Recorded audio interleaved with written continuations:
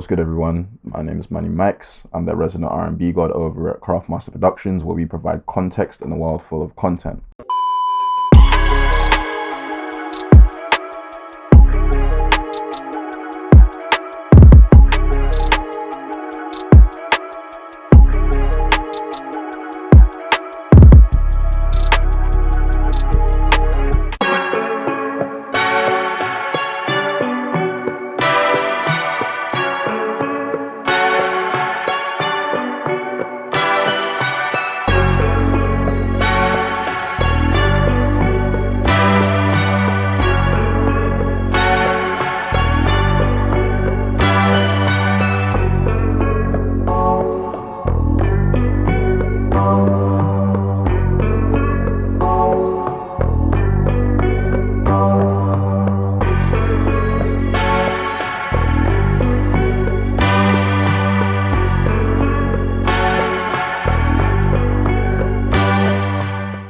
Today I wanted to show you how you can get some more mileage out of the R&B packs that we have on the site, and the site of course being CMPKITS.com, where you can go and get all the chords from today's tutorial. You smart. You very smart. You a genius. So first thing I did, I picked my chords, still over at Chords. The very first chord pack in there is called Fourth Baby Mama, and what the Travis Scott and Toliver producers do is they tend to take an R&B chord progression and they'll take the part of the progression that has tension and they'll loop it. So these progressions, they tend to go through a tension and a resolution. That's how an R&B song is made. But for them, they don't let you get to the resolution. They keep you in a state of tension, and that's how they create that effect of like being on drugs or being a bit in a bit of a wacky world. So if I play the chords,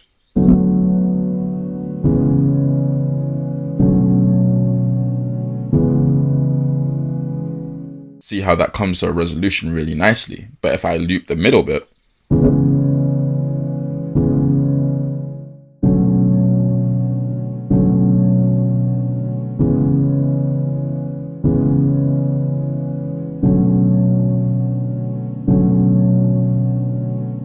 it doesn't quite resolve the same way. But they use that tension and they keep it going. That's how they get the sound they get. So I exported those chords. And that's what you'll see here. I pull up the MIDI. And what I did to get my melody, or my initial melody, was I arpeggiated them. So just by arpeggiating and muting some of the notes in the chords, you'll get this.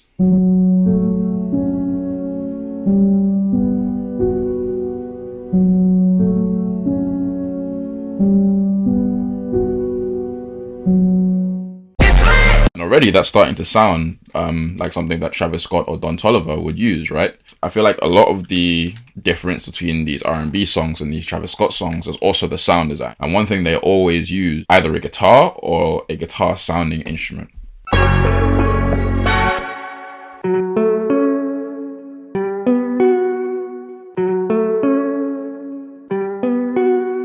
So that already sounds very, very, very Travis Scottish. Hey, yo! Ran it through a guitar pedal and ran it through my Zulu and ran it through a preamp and some EQs and actually put it through a chorus as well.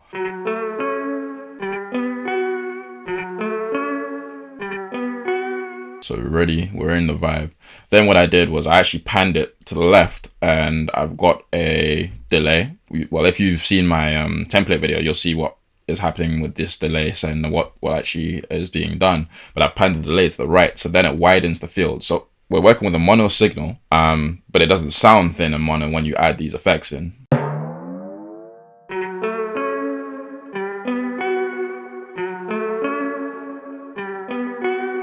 See how that delay widens things out. Then the next thing was I added my short reverb, and that widens things even more.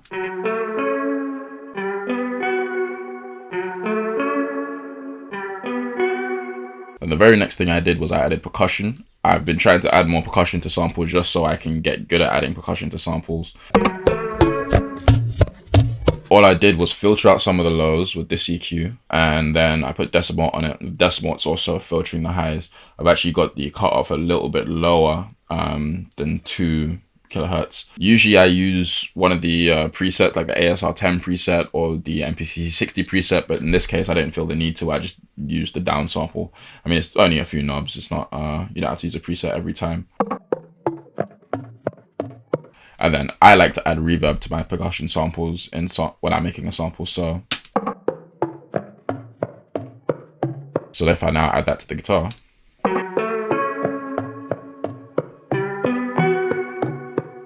the very next thing I added was some keys. If I show you what I used the emulator 2V. I used the All or Lost preset. I don't think I changed much about it. Maybe I changed the release or something. Sometimes the release is too long or the ADSR is too long. But generally when I use these presets, I don't change a whole lot about them unless like it's either going to be filtering or it's going to be the attack and release. So this is the sound.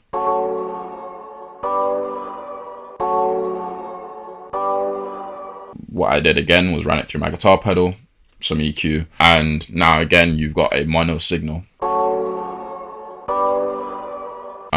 Now to widen that up, I just used my short reverb.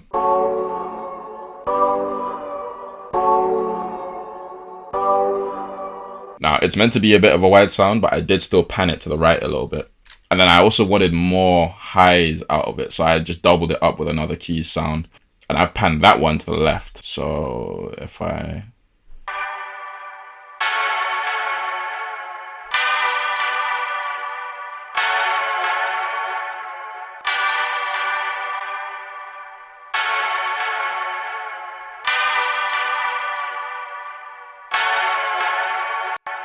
Yeah, so again, it's the bar flux sound from LA to V. I ran that through my guitar pedal, panned it to the left.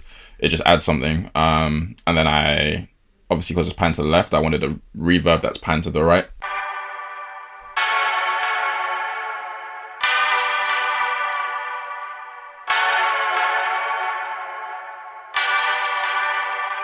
Now the two key sounds together.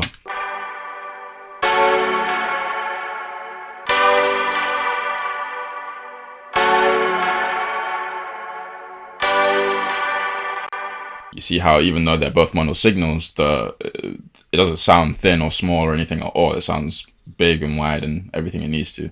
Now in the context of the sample, this is what we get to.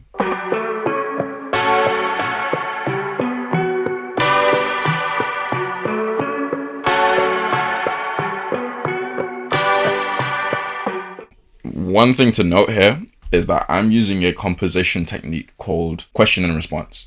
So I'm treating the initial melody we have as kind of a question, and then I'm having this other instrument that comes in the keys as a response. And if you hear, they kind of play off each other. So you get the first melody, then you get the keys, first melody, keys, and that actually creates a rhythm within the melody. Now the next thing I did was I added this pluck.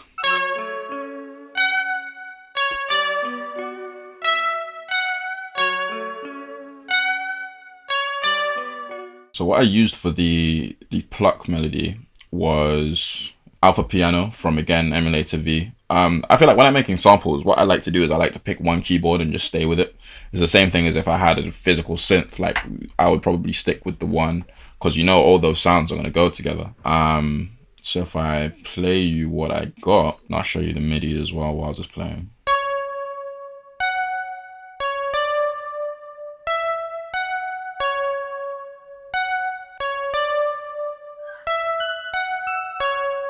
So that sounds cool. What I did was I ran it through my guitar pedal, ran it through some EQ, ran it through my Handsome Audio Zulu, ran it through my preamp. And what you get from that is this.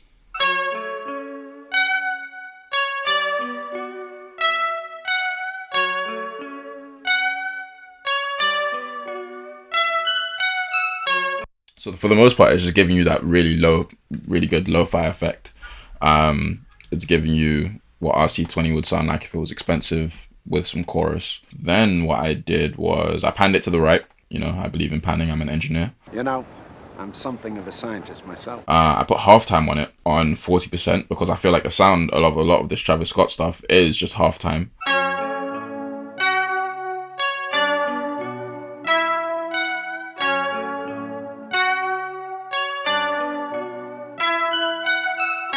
But yeah, at 40% was kind of perfect for this. Of course, I've got it panned to the right, so I use the short reverb that widens it a bit.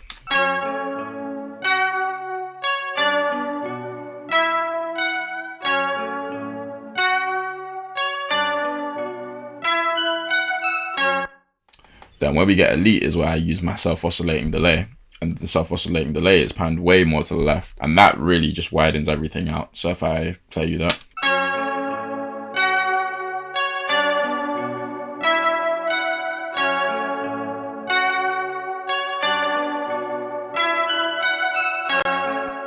You hear that, how that kind of completely changes the sound and makes it this, it puts it in that very almost cerebral feel. Like it gives it, that's what makes it feel like you're on substances when you're listening to it.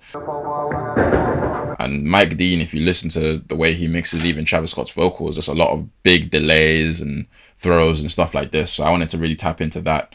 Mike Dean, of course, being an engineer who was trained in the classic style of recording, so he knows how to use mono signals and pan things and add delays that will make stuff seem trippy. Now, the other thing about these Travis Scott songs is the sound of them is chorus. And I had a chorus on the channel and I didn't like it. I thought it was too much. Like, I'll show you what it sounds like.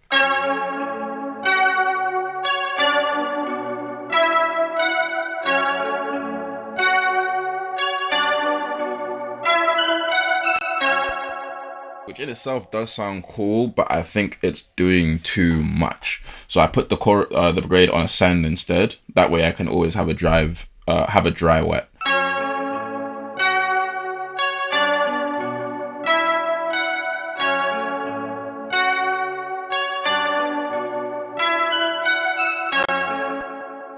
That sounds really nice and trippy in the context of the sample.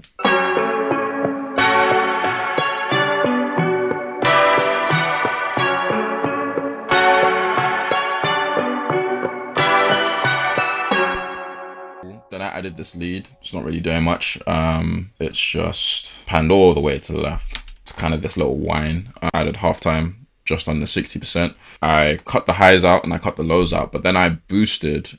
If you look, I got like a little boost going around 3K. That's gonna make stuff sound higher end and expensive on like your smaller speakers. Like everything you do in audio, even like the way the ear hears music, is highly dependent on the 1 to 5K range. So if you do anything between like 2 to 5K, that's gonna be your high end on smaller speakers. It's gonna make stuff sound brighter and more shiny and all that kind of stuff. And then of course I added the chorus. And then a ton of delay as well. And that really shows you how just by taking a mono signal and adding effects that are in stereo or adding effects that are panned, you can make a very thin sound really wide and big. What? And then the very last thing I did was the bass. The bass, I sent it through my preamp and I think the Zulu as well, just to thicken it up. But I'll show you the instrument I used. I used the Juno 6, which I feel is honestly just the Travis Scott synth. This isn't a stock sound. This is a bass that I stole. So if you ever watch one of these videos where someone who's actually made a song with Travis Scott is showing their screen, go ahead and steal those presets, because that's what I did. And I'll show you what it sounds like.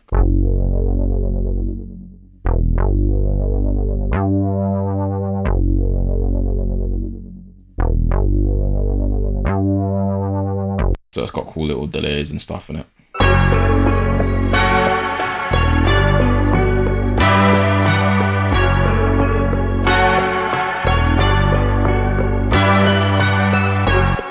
The last thing I want to show you is what I have on my stereo bus, or my master bus.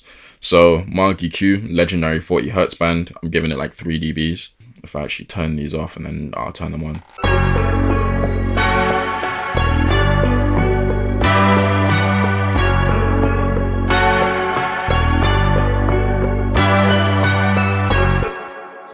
That just adds more space. It makes it more, it accentuates basically what the Pluck is doing in terms of making it feel trippy. Just got the very mu on. It just makes it feel thick in the middle.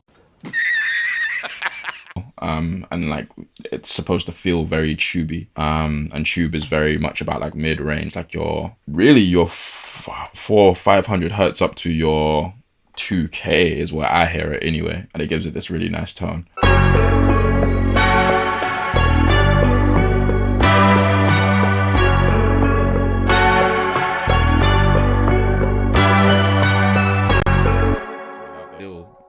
That's how I steal Summer Walker chords to make Travis Scott songs.